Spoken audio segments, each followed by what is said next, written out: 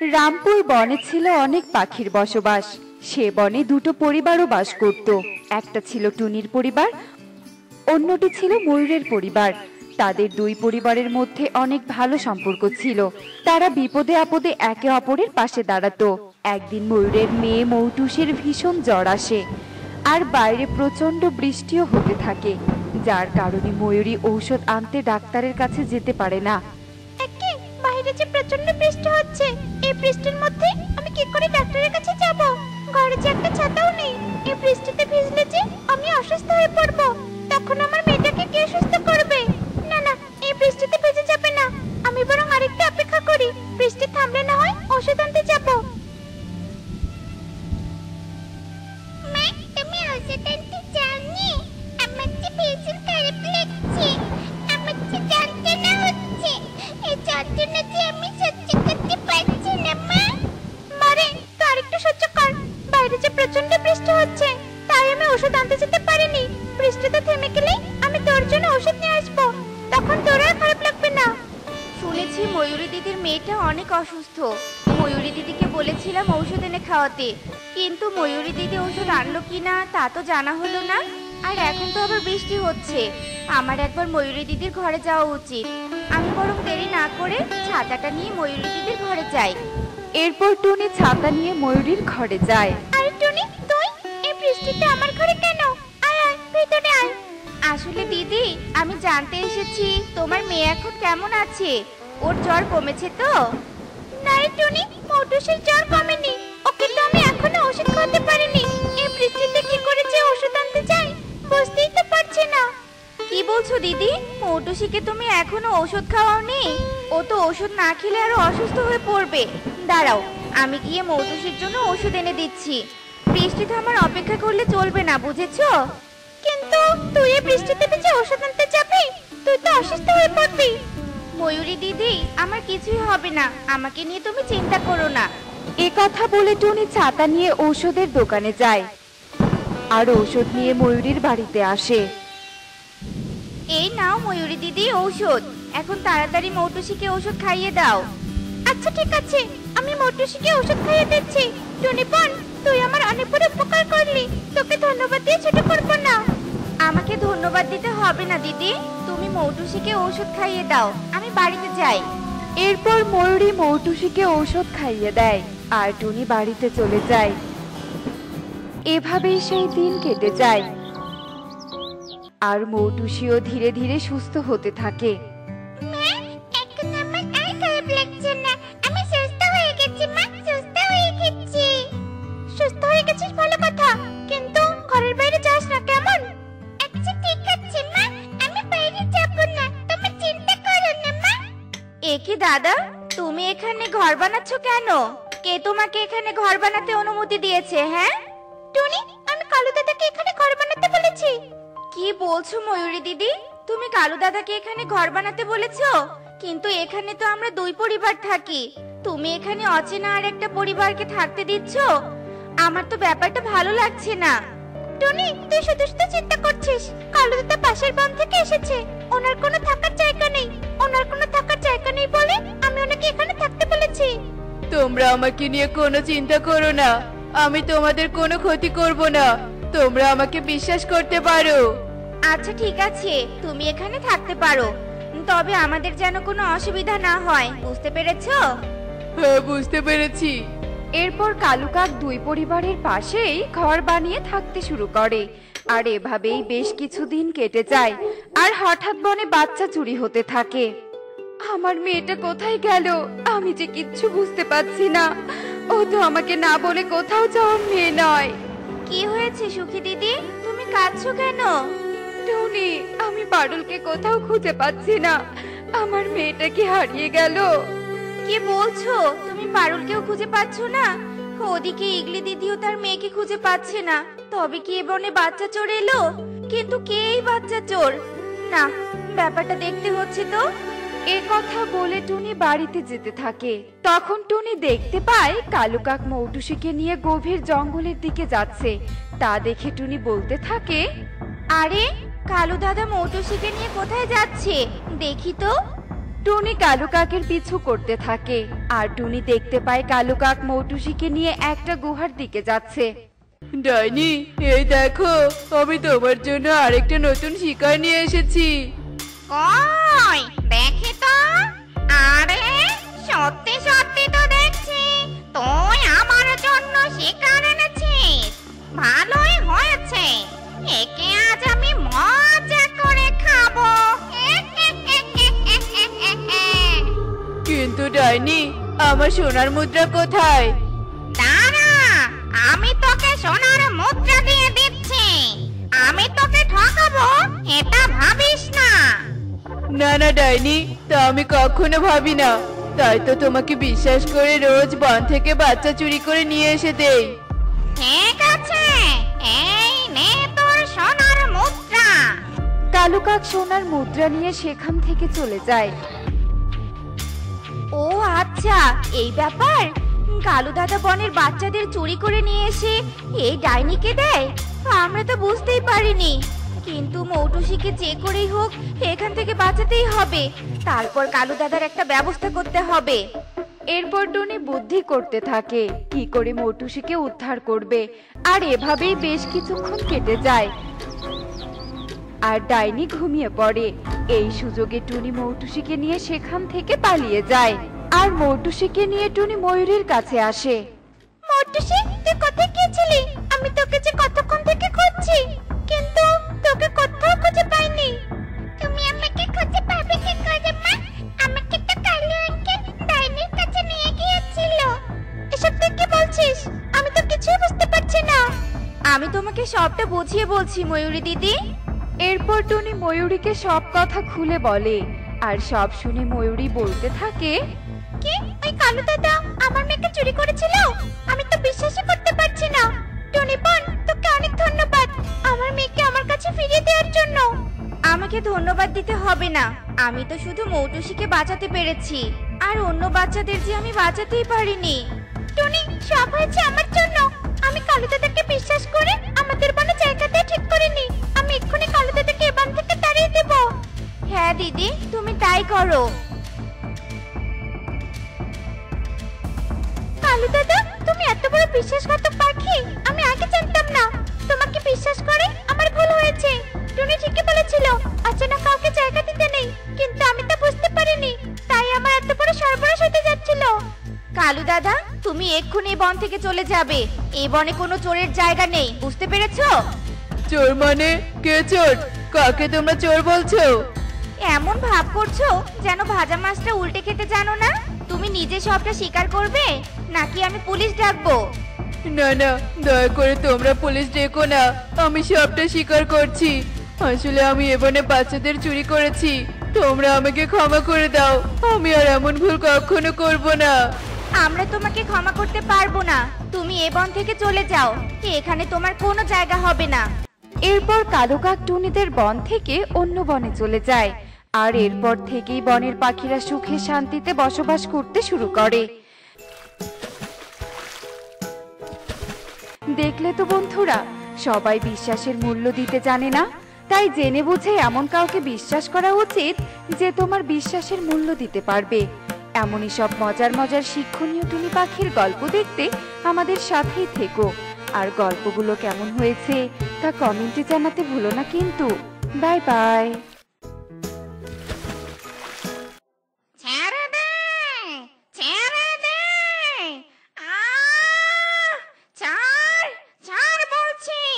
সব ধ্বংস করে দিব। ছাড়। বিকেল থেকেই শুরু হয়েছে মেঘের গর্জন, সাথে ঝড়ো হাওয়া। চৈত্র শেষে বৈশাখ মাস পড়তেই এমন কালবৈশাখের ঝড় শুরু হয়েছে। বনের পাখিদের ঘরে ঘরে বাল্বের বদলে জ্বলছে কুপি আর কেরোসিনের দেয়া হারিকেন। তুই প্রতিদিন বিকেল হলে এমন ঝড় বৃষ্টি হয়, একটু মাঠে খেলতে যেতেই পারি না। এভাবে ঘরে থাকতে আমার একদম ভালো লাগে না। টুকি, জানালায় দাঁড়িয়ে কি করছিস মা? বৃষ্টি দেখছিস? শুধু বৃষ্টি দেখলে হবে? দুদিন পর যে পরীক্ষা, সেদিকে কোনো খেয়াল আছে? এখন বৃষ্টি দেখা বাদ দিয়ে পড়তে বস। মা, কি করে পড়বো? ঝড় বৃষ্টির জন্য তো লোডশেডিং হয়ে গেছে। লোডশেডিং হয়ে গেছে তো কি হয়েছে? হারিকেনের আলো তো আছে, হারিকেনের আলোতে পড়তে বস। আচ্ছা ঠিক আছে মা। এরপর টুকি হারিকেনের আলোয় পড়তে বসে। তোতা তোতা, দরজাটা খোল তো। আরে কালু, তুই এই ঝড় বৃষ্টির দিনে কি মনে করে? আয় আয়, আগে ঘরে আয়। টিয়ে ঘরে নেই? টিয়ে তো বাপের বাড়িতে গেছে। কিন্তু তুই এই সময়ে কিছু দরকার আছে? দরকার তো একটু আছে।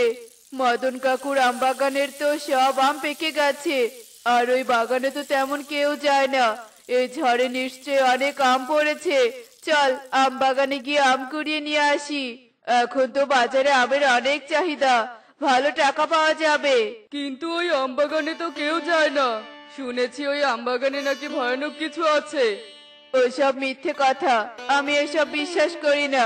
আসলে কেউ যাতে আম নিতে না পারে তাই জন্য এসব মিথ্যে কথা বনে ছড়িয়ে দিয়েছে। এখন তুই কি যাবি আমার সাথে? কিন্তু ভিতর ডিম কোথাকার, থাক, তোকে যেতে হবে না, আমি একাই যাব। আর আম বিক্রি করে অনেক টাকা পাবো। তখন তুই হা মিলে তাকিয়ে সবটা দেখিস। কালু দাঁড়া, আমিও যাব।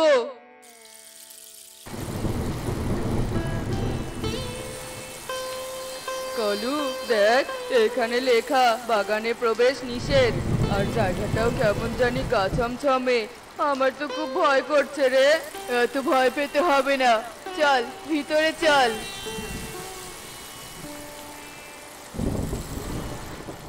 তোতা তাকিয়ে দেখ, কত আম। বৃষ্টি তো কমে গেছে, তাড়াতাড়ি আম কুড়িয়ে নে। সত্যি রে কালু, এখানে তো অনেক আম। তোর কথা এখানে এসে ভালোই করেছি। এসব আম বাজারে বিক্রি করলে ভালো টাকা পাওয়া যাবে। এরপর তারা আম কুড়াতে শুরু করে, আর কিছুক্ষণের মধ্যেই তারা 2 বস্তা আম কুড়িয়ে নেয়। আর হঠাৎ কালু আর তোতার চোখ যায় এক বিরাট আম গাছের ওপর। তোতা, আমি যা দেখছি তুইও কি তাই দেখছিস? এটা কি সত্যি সোনা? হ্যাঁ রে কালু, দেখে তো মনে হচ্ছে এটা একটা সোনার তালা। কালু, এই সোনা পেলে তো আমরা ধনী হয়ে যাব রে। কেউ দেখে ফেলার আগে আমাদের এই সোনার তালা এখান থেকে নিয়ে যেতে হবে। কিন্তু কালু দেখ, গাছে অনেক লাল সুতো বাঁধা। মনে হচ্ছে এটা কোনো তন্ত্রমন্ত্র দ্বারা বেষ্টিত গাছ। এত কিছু ভাবার দরকার নেই, সোনা পেলেই হবে। এরপর কালু গাছ থেকে তালাটা ছিঁড়ে হাতে নিতেই চারপাশে অন্ধকার হয়ে যায়। প্রচন্ড বাতাস বইতে শুরু করে, চারপাশ কালো ধোঁয়ায় ছেয়ে যায়। আর ধোঁয়ার কুণ্ডলি থেকে বেরিয়ে আসে এক ভয়ঙ্কর মায়াবী ডাইনি কন্যা। তোতা, এটা কি? আগেই বলেছিলাম কালু, এখানে আসিস না। এবার আমাদের কি হবে রে? তোতা, বাঁচতে চাইলে আমাদের এখান থেকে পালাতে হবে, নয়তো আর প্রাণে বাঁচতে পারবো না। এরপর কালু আর তোতা দ্রুত সেখান থেকে পালিয়ে যায়। আমি হলাম অমঙ্গলের ডাইনি ছায়া। আমার চোখ যেদিকে পড়বে সব কিছু ধ্বংস হয়ে যাবে। শয়তান মানুষগুলো ভেবেছিল আমাকে এখানে বন্দি করে রাখবে। এই ছায়া মুক্ত হয়েছে, এবার এই বন গ্রাম সব ধ্বংস করে দিবে। সবার জীবন অমঙ্গলের ছায়ায় ছেয়ে যাবে। পুরো বন ছায়ার ভয়ে নিস্তব্ধ হয়ে থাকতো। অন্ধকার হলে ভয়ে কেউ বাড়ির বাহিরে আসতো না। টুকি মা, তুই একদম ঘরের বাইরে যাবি না। এখন তো ওই অমঙ্গলের ডাইনি তার অশুভ ছায়া দিয়ে আমাদের বনটাকে গ্রাস করে রেখেছে। তোর বাবাকে হারিয়েছি, তোকে আর আমি হারাতে পারবো না। টুনি, আয় টুনি, দরজাটা খোল। ভিতরে এসো ময়ূরী, কি হয়েছে? টুনি, ওই ছায়া ডাইনি আমার পুরো বাড়িটা অশুভ দৃষ্টি দিয়ে ধ্বংস করে দিয়েছে। আমি কোন রকমের ছানাদের নিয়ে এখানে পালিয়ে এসেছি, কিন্তু ময়ূর, ওই অমঙ্গলের ডাইনি ছায়া ময়ূরকে মেরে ফেলেছে। ও আমাদের পুরো বনকে ধ্বংস করে দিবে। শুনেছি ওই ছায়া মদনের আম বাগানে বন্দী ছিল। কে এই ছায়াকে মুক্ত করলো? ময়ূরী, শান্ত হও। বিপদের সময় মাথা ঠান্ডা রেখে কাজ করতে হয়। আমাদের সকলকে এখন একজোট হতে হবে। সব আমাদের লোভের জন্য হয়েছে। আজ আমাদের জন্য বনে এমন বিপদ নেমে এসেছে। তোর কথা শুনে কেন যে সেদিন আম কুড়োতে গেলাম। আমাদের লোভ করা একদম উচিত হয়নি। এজন্যই সবাই বলে লোভে পাপ আর পাপে সর্বনাশ। আমি সব ধ্বংস করে দিব। এই বন হবে পুরো মরুভূমি। আরে গাছের ডালে আবার ওটা কার বাড়ি? এক্ষুনি বাড়িটা আমি ভেঙে দিব। তোতা, ওই ছায়া ডাইনি এদিকে আসছে, পালা। এরপর কালু জানালা দিয়ে পালাতে পারলেও তোতা পালাতে পারে না। তোতা ছায়া ডাইনির হাতে ধরা পড়ে যায় আর ডাইনি তোতাকে মূর্তি বানিয়ে দেয়। আমি ছায়া, তাই পৃথিবীর সবকিছু হবে অন্ধকার, অমঙ্গলের ছায়া। শোনো সবাই, আমাদের ভয় পেলে চলবে না। আমাদের সবাইকে একজোট হয়ে থাকতে হবে আর এটা খুঁজে বের করতে হবে যে এই ডাইনিকে কিভাবে ধ্বংস করা যায়। কিন্তু মা, ডাইনিকে মুক্ত করে এমন অন্যায় কাজ কে করলো? তাকে খুঁজে বের করবে না? খুঁজতে হবে না, আমি এসে গেছি। আমি এসবের জন্য দায়ী। এরপর কালু সমস্ত ঘটনা খুলে বলে। আজ তো তোর লোভের জন্য আমাদের পুরো বন ধ্বংস হয়ে যাচ্ছে। আমরা তোকে ছাড়বো না। এই মারো, এই কালুকে মারো। থামো সবাই, কালুকে মারলে কি সমস্যার সমাধান হবে? হবে না তো। তাই এখন কালুকে নিয়ে না ভেবে ভাবো কি করে ডাইনিকে ধ্বংস করা যায়। টুনি, বাগানটা যেহেতু মদনের, আমার মনে হয় উনি নিশ্চয়ই এর সমাধান দিতে পারবে। তুমি একদম ঠিক কথা বলেছো। চলো সবাই মদন কাকুর বাড়িতে যাই। মদন কাকু, মদন কাকু। হে কি, তোমরা কি চাই? আমরা মদন কাকুর সাথে একটু কথা বলতে চাই। বড্ড বিপদে পড়ে এখানে এসেছি। তোমরা যাকে খুঁজছো সে এখানে আসতে পারবে না, কারণ সে আর বেঁচে নেই। তোমাদের কি বিপদ আমাকে বলতে পারো। এরপর সব পাখি বিনোদাকে সব ঘটনা খুলে বলে। এ তো খুবই সাংঘাতিক ঘটনা। তোমাদের এক্ষুনি তান্ত্রিক বাবার কাছে যেতে হবে। এখন তিনি একমাত্র আমাদের সাহায্য করতে পারবে। ওই ছায়া ডাইনি আর বনের কোনো ক্ষতি করতে পারবে না। এবার আমার মন্ত্রপুত গাছের 7 ফল ওই ডাইনিকে ধ্বংস করে দিবে। এরপর তান্ত্রিক একটা গাছের সামনে যায়। সেই গাছের 7 ফল ধরা ছিল। তান্ত্রিক গাছ থেকে 7 ফল ছিঁড়ে তা দিয়ে একটি মিশ্র তৈরি করে আর বনের পাখিদের সাথে বনে যায়। তুই আবার এসেছিস? তুই তো আমাকে কাছে বন্দি করেছিলি। আগে তো তোকে বন্দি করেছিলাম, এবার তোকে ধ্বংস করব, ধ্বংস। এরপর তান্ত্রিক 7 ফলের মিশ্রণ ছায়া ডাইনির ওপর ছিটিয়ে দিতেই ডাইনি ধ্বংস হয়ে যায় আর পুরো বন ডাইনির অমঙ্গলের হাত থেকে রক্ষা পায়। দেখলে তো বন্ধুরা, লোভের পরিণাম কতটা ভয়াবহ হয়। লোভ আমাদের জীবনকে ধ্বংস করে দেয়। প্রয়োজনের তুলনায় আমাদের অতিরিক্ত লোভ করা উচিত নয়। এমনই সব মজার মজার শিক্ষণীয় টুনি পাখির গল্প দেখতে আমাদের সাথেই থেকো। আর গল্পগুলো কেমন হয়েছে তা কমেন্টে জানাতে ভুলো না কিন্তু। বাই।